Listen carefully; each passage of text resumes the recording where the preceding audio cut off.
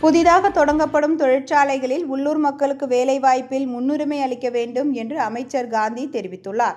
கடலூர் மாவட்டம் நெல்லிக்குப்பம் பகுதியில் உள்ள சிப்காட் பேஸ் 3 பகுதியில் மருத்துவமனைகள் மற்றும் தொழிற்சாலைகளுக்கு தேவைப்படும் வாய்ப்புகள் உற்பத்தி செய்யும் சோல் இந்தியா என்ற தொழிற்சாலை புதிதாக தொடங்கப்பட்டுள்ளது.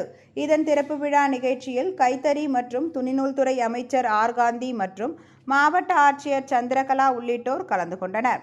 அப்பொழுது பேசிய அமைச்சர் காந்தி, புதிதாக தொடங்கப்படும் தொழிற்சாலைகளில் உள்ளூர் மக்களுக்கு வேலைவாய்ப்பில் முன்னுரிமை அளிக்க வேண்டும் என கேட்டுக்கொண்டார்.